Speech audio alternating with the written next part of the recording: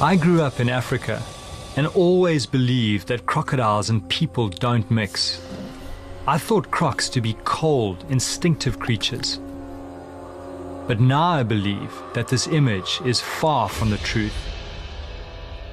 When you witness the relationship between this crocodile and this man, it will challenge everything you think you know about crocodiles and the natural world itself.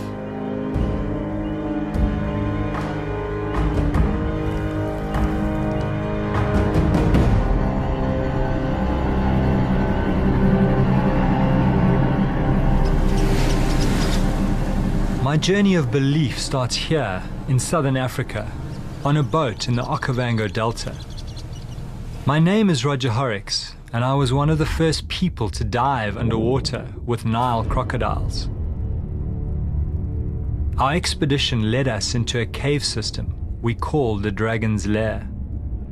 This is the place where Nile crocodiles up to 5 meters long drag their prey.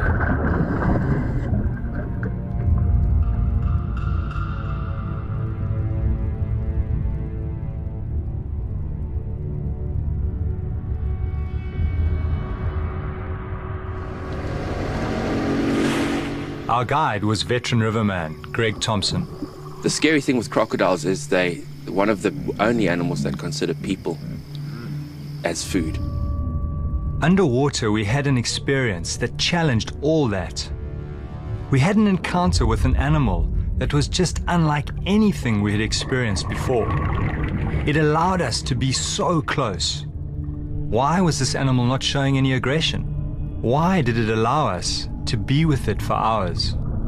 These intimate moments revealed an aspect of crocodile nature I had not thought possible. It felt as though the crocodile had invited us into its lair, as if enjoying our presence. And I started thinking, would it be possible for a crocodile to form a bond with a human, an animal we've always thought incapable of feelings?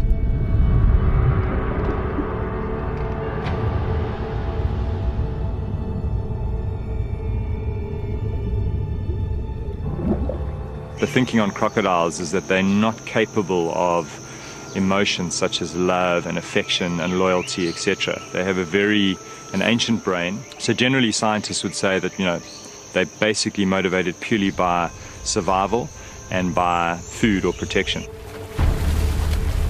It was strange, and sometimes I think I simply imagined the whole encounter. But ever since then, I've been obsessed by this question.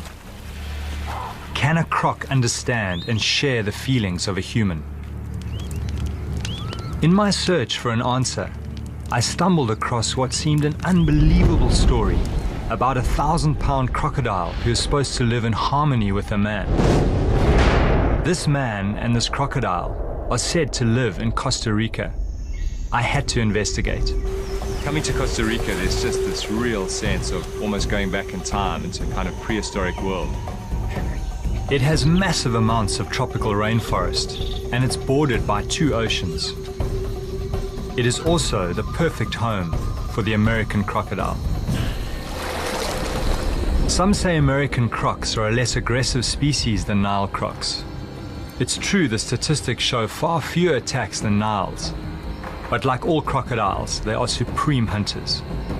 And in Central America, and Costa Rica in particular, they have most definitely attacked and even killed people.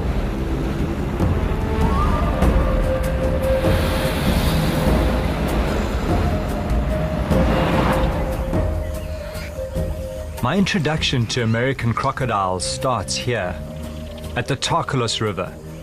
It's the best place in Costa Rica to see American crocs. They are densely packed, 25 crocs per kilometer. I'm looking for a man called Juan Betreo. He's really well known in these parts because he was actually attacked by a huge crocodile and dragged underwater, and managed to escape by digging his fingers in its eyes.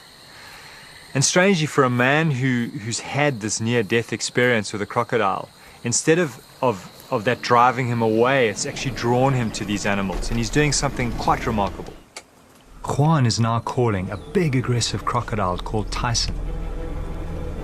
It was actually Tyson that caught Juan and dragged him under. And he's got huge scars all over his stomach that he wouldn't allow me to photograph. He doesn't want to portray the crocodiles in a bad light. This situation is really dangerous.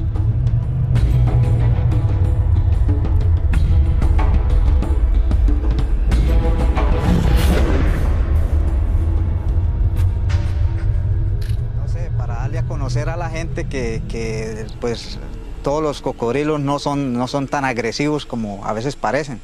Entonces, para darles a entender a la gente que hay que cuidarlos, que hay que conservarlos y que no son como a veces se cree que devoran todo y todo esto. Entonces, es para un poco más de concientización a las personas que no hay que tenerles tanto miedo, sino que hay que conocerlos.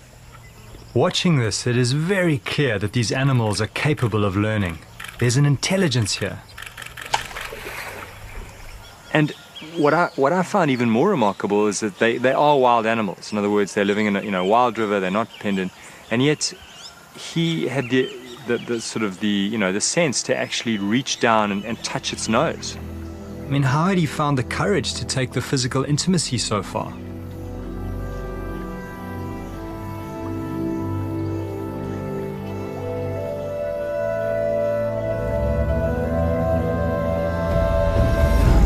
This is incredible.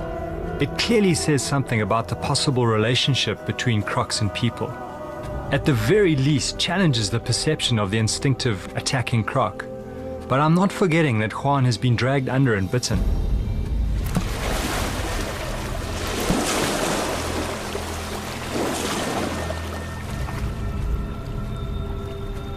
It's hard to imagine more intimacy with a croc. But Juan keeps telling me about Tarzan Cheeto. He's the man I heard about, who's supposed to swim with a huge croc. Juan told me to travel to the East Coast and find a girl, Jocelyn Aguera. She could introduce me to Cheeto.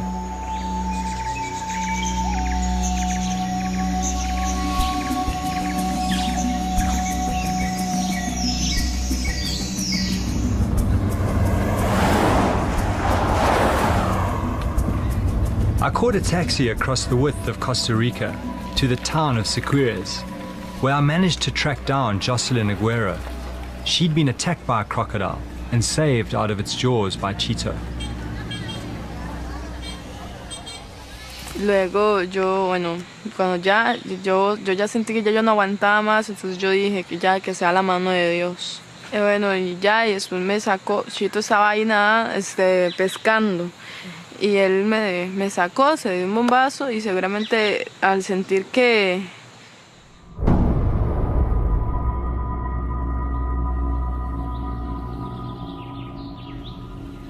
Jocelyn led me to where Cheeto lived. I was really excited to finally meet Cheeto. But he hardly came across as the Tarzan that he'd been made out to be. He was a far more gentle, calmer person. I'd been expecting a tougher, macho guy. Cheeto led me down to the water to meet the crocodile he calls Pocho.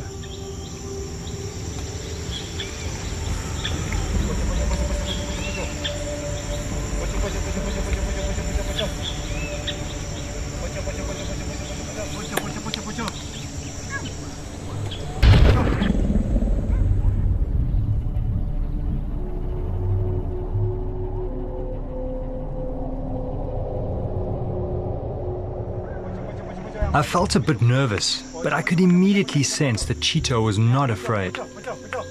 The crocodile seemed to be responding to his voice. I just can't imagine him actually getting into the water with this animal. You see the face, the eyes? He's happy, he's looking. See it? When you see the eyes open. ugly, Yeah. it's a little something happens, but he's really happy with this. The eyes. Pocho is a monster, at least 16 foot long, with a massive girth.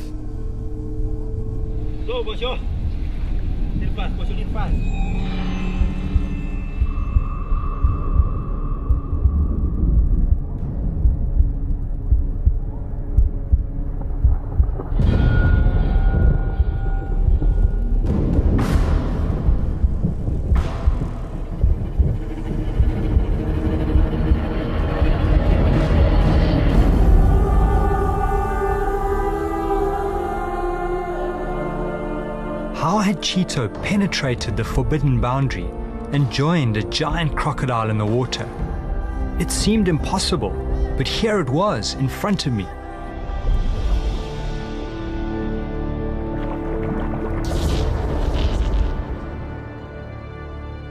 His life story is like something out of a fantasy book, not unlike Tarzan. It all started 23 years ago when Chito found a crocodile that had been shot by a farmer for attacking his livestock. With incredible and almost inhuman patience, Chito nurtured this crocodile back to life, sometimes chewing fish in order to encourage the crocodile to eat. It took him 3 years to get the crocodile back to full health, and after that, because it grew so quickly, he named it Pocho, which means a big, strong, handsome guy.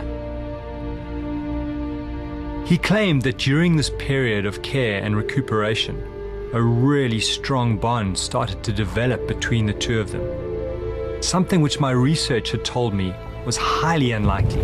I think he don't want to make me never hurt me because we have 20 years together, and maybe we would have a problem in 3 years, 2 years, and now it's 20 years and nothing. As far as I know, no human has ever swum and touched a huge crocodile in the water and not been attacked. What Pocho is allowing has probably never been seen before in the history of the human-animal world. Yeah, meeting Chito is just like, my strongest impression was almost, it's like meeting a kind of modern day shaman. He clearly has a very, very strong affinity with nature, and he spent a huge amount of time in nature as well. And that passion, that commitment is very, very evident.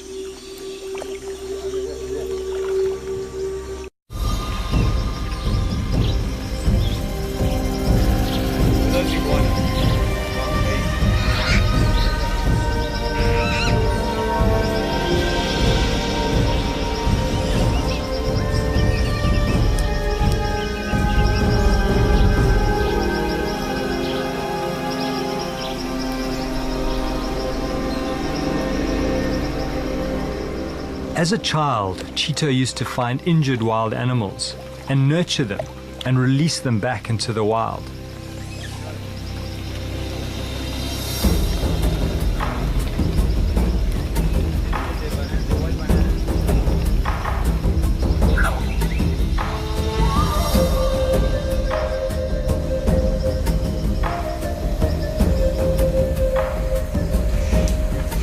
The more I spent time with Chito, the more I realized that he has this incredible sensitivity to animals and wilderness.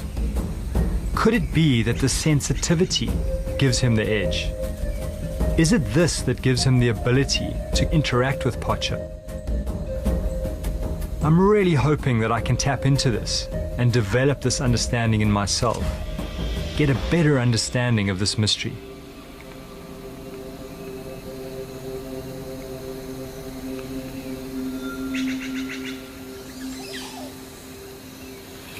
Chito was determined to take me deep into the jungle, to a place that is very special to him and Pocho.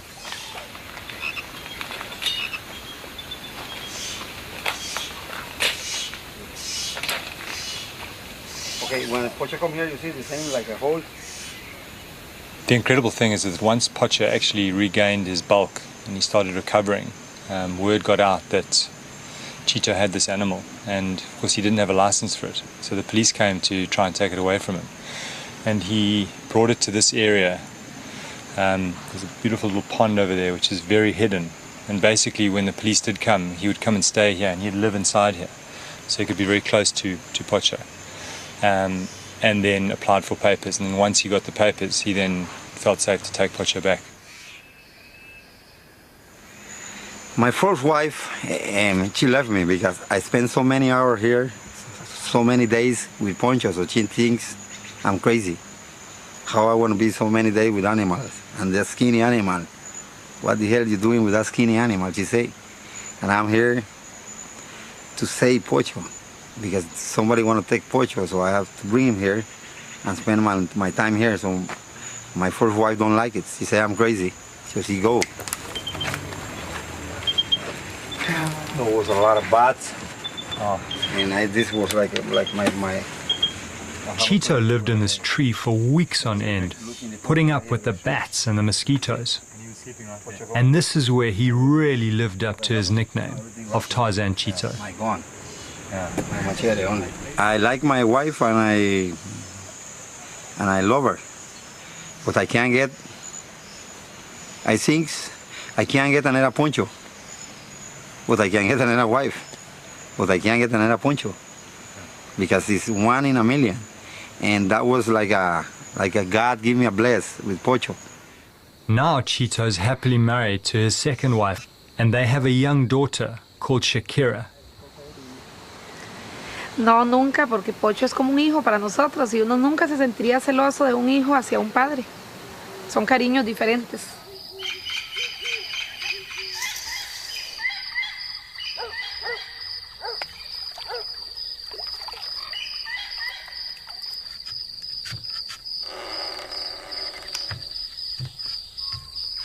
His family were initially very concerned that the crocodile would eat him, so Cheeto had to sneak out in the middle of the night to be with his beloved crocodile. Cheeto's wife, Olga, thought he was actually out drinking with his buddies, but she became suspicious when he kept coming home with his clothes wet. Y él entró y estaba mojado, entonces yo le pregunté por qué y me dijo que se había caído en el estanque que hay frente a la casa. Pero le seguí preguntando y me di cuenta que era que estaba con el cocodrilo adentro.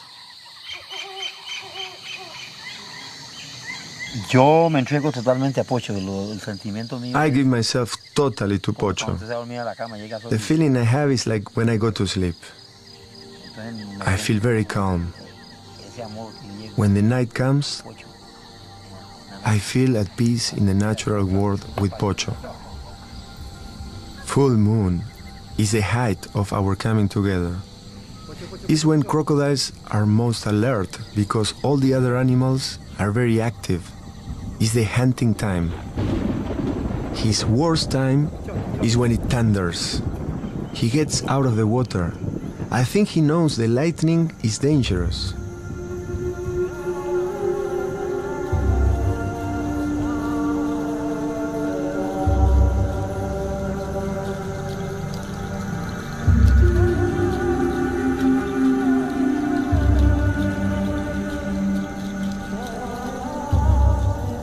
Our games we taught each other started at night. The death roll other crocs used to rip chunks of meat from prey became one of our first games. It was then I realized he could learn and remember. Pocho is so clever. This time at night, for me, it's like being with God. Cheeto just seems to have crossed what I think many people would just see as an impossible boundary. Crocodiles are really aggressive at night. It's when they hunt. And yet he somehow seems to have turned this to his advantage and actually used it to build intimacy with this animal. I'm just getting such a strong sense that they are actually capable of emotion more than we would have, ever imagined.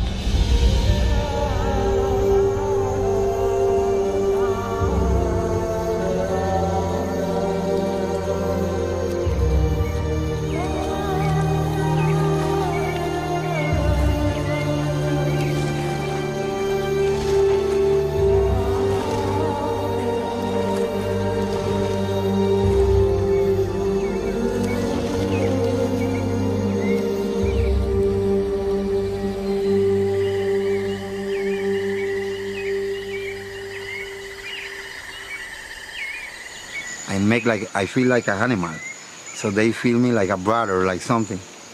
But if I don't feel like an animal, I can't go close to them because I feel they want to think I'm a people and I want to hurt them. Once Pocho was big and healthy again, Cheeto released him into a nearby river system. Waking up the next morning, Cheeto couldn't believe his eyes. There was Pocho sleeping on his veranda. After that, he tried releasing him a few times again, but the same thing happened. And so Pocho became part of the family, his daughter Shakira growing up around this huge animal.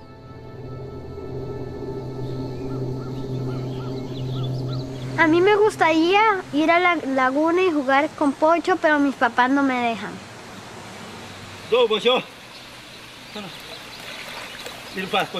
When you look at this, it's very easy to quite quickly take it for granted. And I don't know of anyone else who has as intimate a relationship as Cheeto does with the reptile.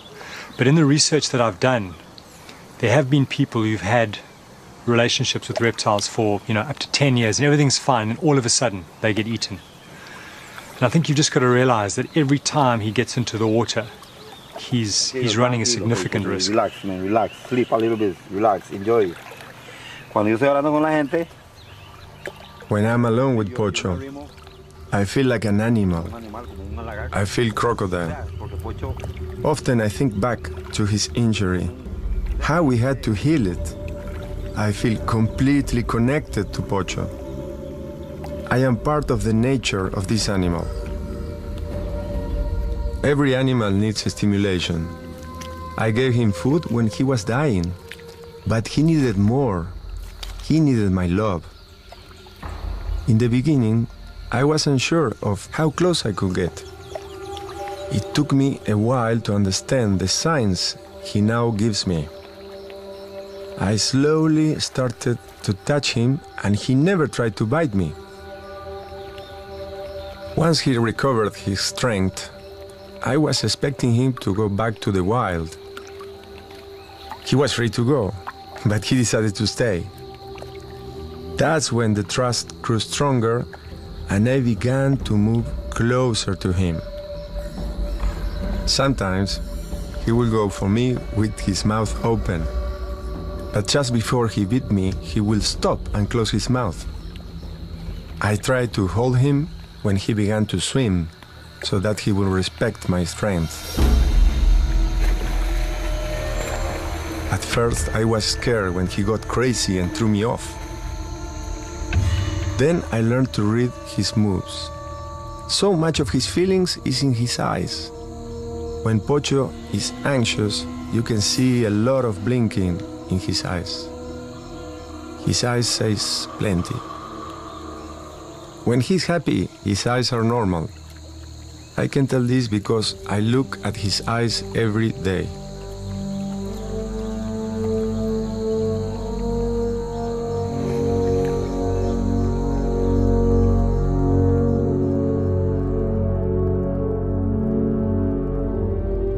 He loves the touch.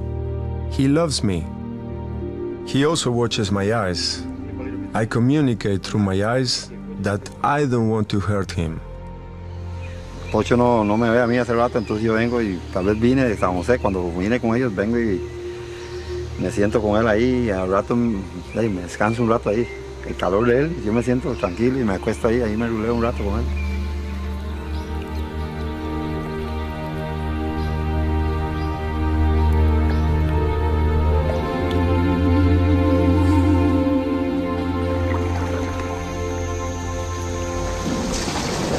I think the one thing that you can't discount is that this animal was shot in the head, so it's not inconceivable that that has somehow modified its behavior. What could have happened is that because of the huge shock to the brain, it has been reprogrammed, and the deep nurturing that Cheeto has shown has somehow modified the usual crocodile behavior. At my lightest touch, he now responds. If I try to force him in any way, he just uses his strength. He pushes me out of the way. This touching language took 3 years to develop. There is another form of communication. You see, crocs can feel a struggling animal from hundreds of meters away. I use the vibration I make with my hands in the water to communicate with him.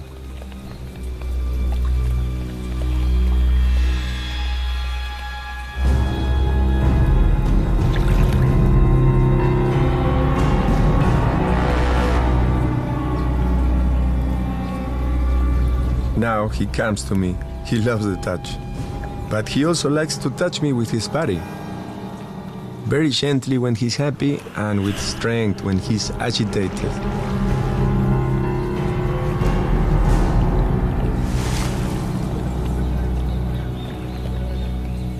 We have this routine of movements we have created over the years, like two dancers. We are in a dance. If I forget one of the moves, he doesn't like it. He won't cooperate. That's when I have to go back and do the movement again. Then he does it much better and he's happy again. I never push him. I only try things twice. If he doesn't do it, I leave him. You can't push a 1,000-pound animal around. When you first see this, you immediately think it's impossible. And then, of course, you start to, as a human being, you try and think of some kind of rational explanation for it. And the first thing that comes to mind, of course, is that it's a feeding dependency. But there are periods of time where he doesn't feed the animal for up to 3 weeks, and yet the animal still comes to him. It still seems to seek out that connection and that interaction with him. When I gave him food, I hit him with the fish. So he associates that feeling with biting and eating. When I touch him with my hand, I touch him gently, so that he knows it isn't food and won't bite me. He gets excited when I go in the water. He loves the touch. He loves to play. If I had to go away for a few days, he gets agitated. He waits for me. He doesn't bite me because he respects me.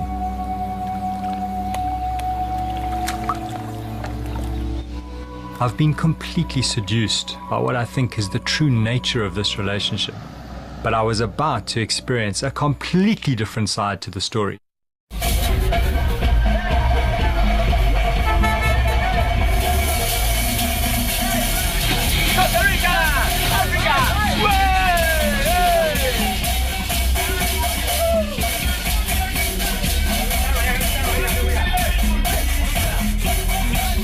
I was suddenly swept up in this musical journey through town, which was actually a way of advertising the show that Chito was going to be performing on Sunday.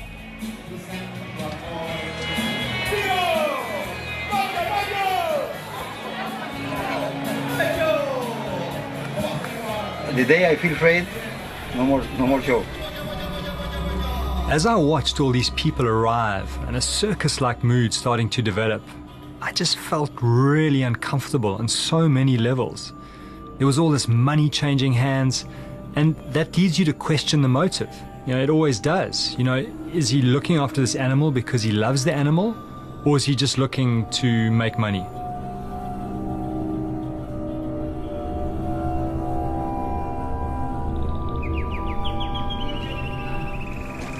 What I'm seeing today is just very much, it's like very commercial and it's almost a bit disappointing. The other thing that didn't sit well with me was Chito dressing up like Tarzan and doing this whole Tarzan act, because it just seems to trivialize the richness of this relationship that I've had access to. Watching the crowd, it's very clear that they are fascinated by what's going on. What's interesting is their way of making sense of it is simply to write Chito off as completely crazy.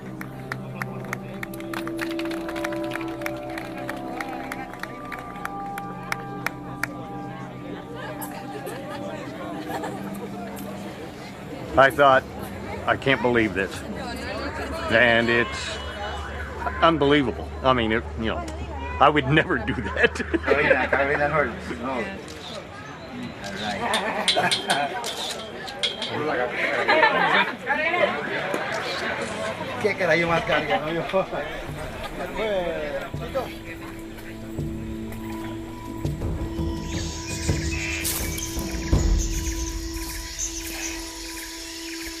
When I first saw those pictures of Chito, I immediately had this fantasy of him as being some kind of noble savage with this incredible connection with this animal that I could learn a great deal from. And when I met him, he absolutely lived up to that fantasy on many, many levels. But when I saw that show, I was in many ways just devastated, because it just challenged my whole fantasy of what I thought Chito was and what he represented. And I really struggled with that. I almost almost just wanted to pretend that that wasn't happening.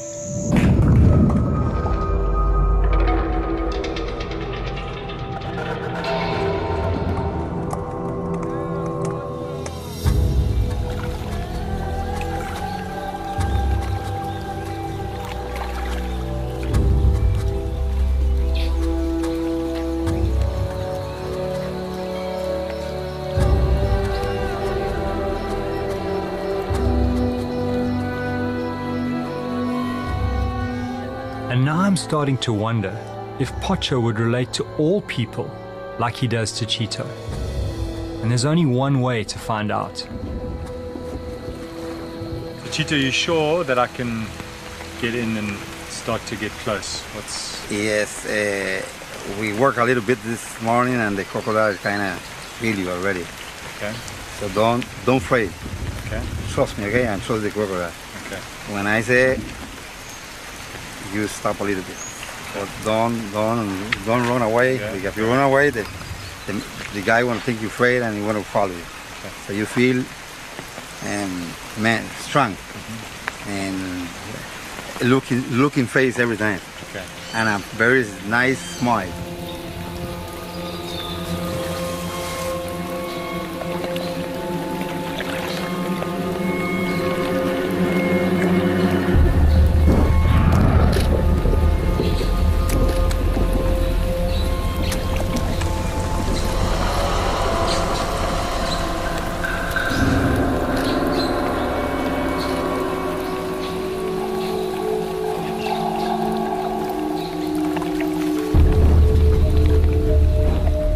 The first time I got into the water with Cheeto and Pocho, I was really relying on Cheeto to put himself between me and the crocodile at all times and minimize the risk of an attack.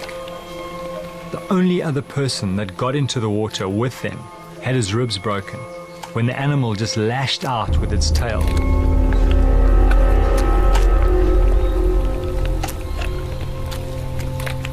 I need to be really careful.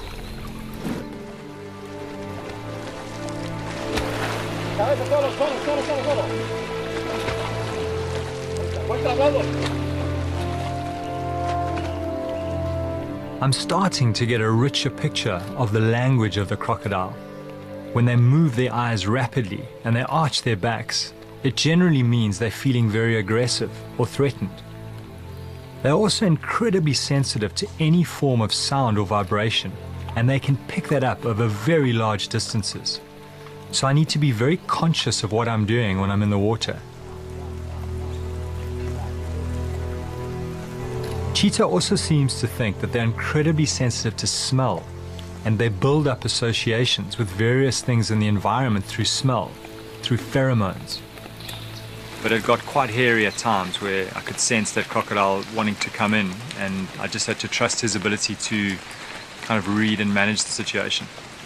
Well, I think everything in the natural life move and have something they can understand. But you have to have the direct communication, the chemic. So you want to have it, and you do it with heart, you feel it. If you don't do something good, you don't want to have nothing. So, Pocho, no, tranquilo, Pocho, Pocho. Wow.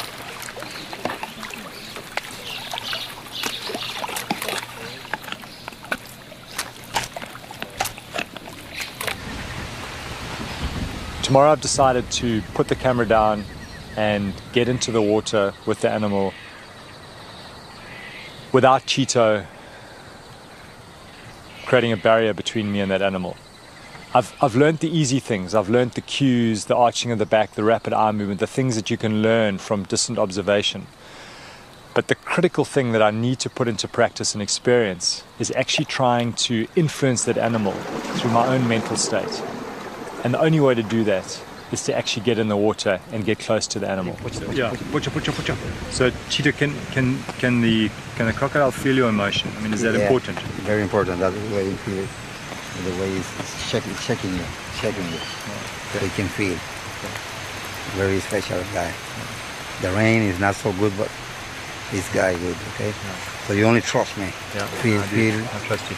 I need you take off your shirt, because Poncho maybe Cheeto wanted me to take my shirt off because the croc is used to him in the water without his shirt. When Cheeto's working with Pocho, he's constantly talking to him as if he's talking to a human. And what's more important than the words themselves is the actual way they're spoken. I'm really just trying to control my fear.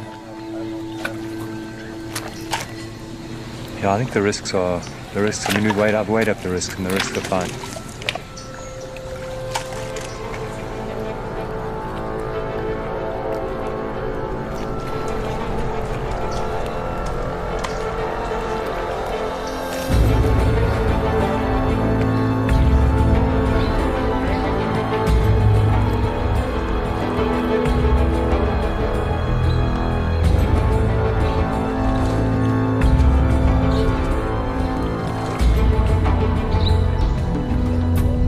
As I approached the crocodile and held its tail from behind, he immediately reacted and swam off and started to display very aggressive behavior. He was clearly not happy with my presence in the water. His arched tail in crocodile language indicated he was agitated. And this is interesting because it's clearly the relationship is between the crocodile and Cheeto. That's where the trust lies. So that's the basis of this entire relationship. I'd been rejected by this crocodile and I was leaving the next day. I just wanted one more chance to see if I could create some kind of connection. Before I met Cheeto, I would never have considered engaging a 16-foot male crocodile on the surface.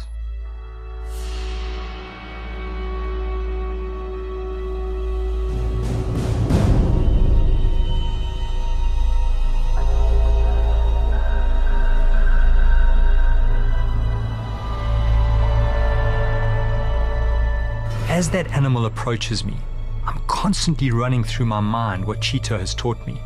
The most critical thing is to just be extremely confident, because without doubt, these animals can pick up if you're scared.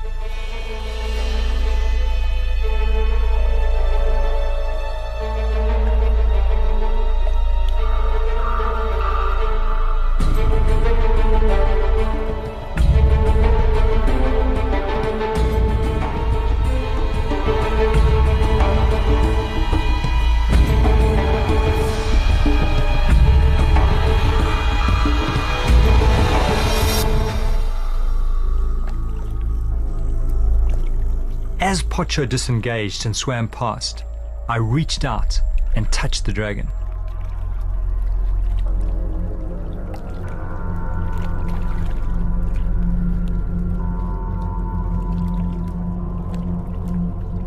Pocho seemed calm, not reacting to the touch. But then as he came round to circle me again, something changed. He hissed, and I felt really threatened.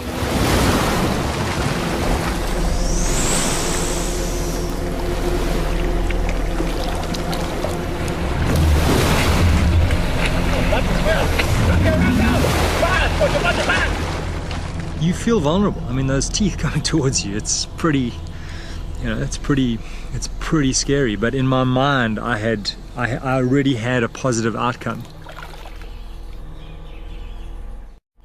Estresado, entonces puse la mano en la cola y me hizo un toque en la cola ahí como que y ahí iba. Y al primer tiro sí que iba a explorar, pero el segundo tiro tal vez iba como no a comérselo, pero como decirle que fuera de aquí. O sea, no sé, algo así como que él defendiendo su territorio.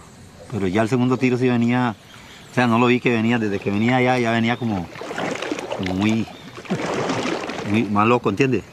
Explíquele eso.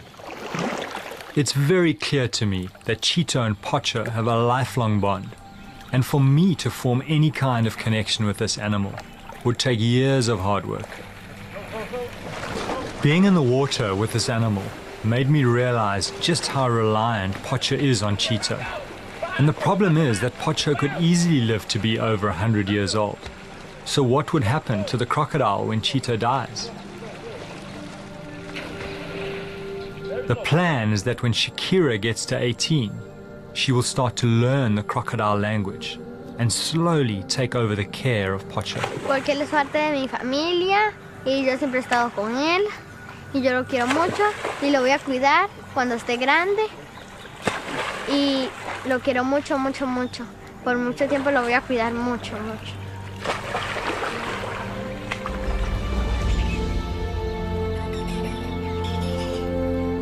I think what's important here is that there really is a commitment to the lifelong care of this animal.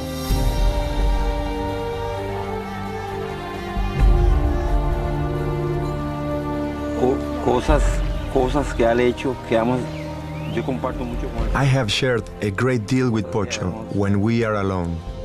Que él ha hecho hacia mí. Things that he has done to me, nobody has seen them. If I have a problem or a difficult situation, I come to him.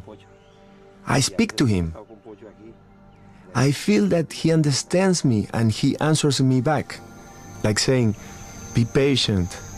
There is a God that knows things, and everything will be all right."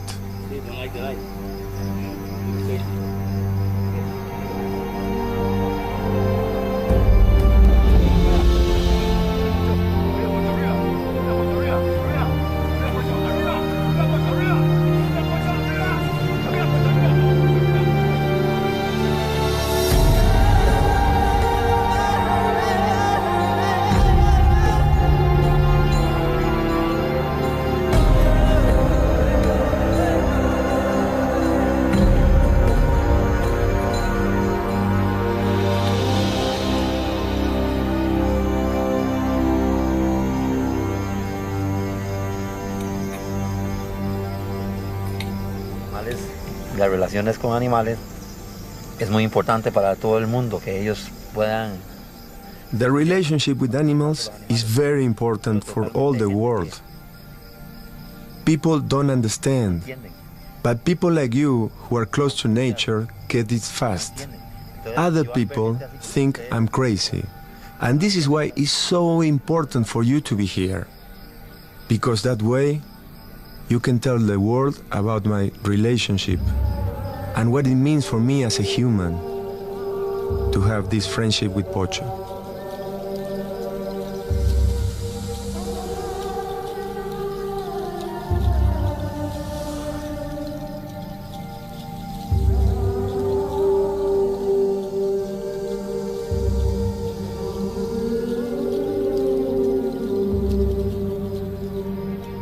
Chito's relationship with this ancient creature is based on over 20 years of commitment and love.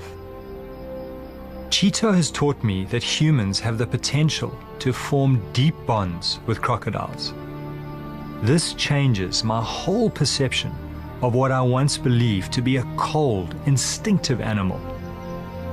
I still have so many questions, but I leave behind perhaps the greatest mystery I have ever seen, with the knowledge that the primal connection I felt with a crocodile in those caves in Africa was true.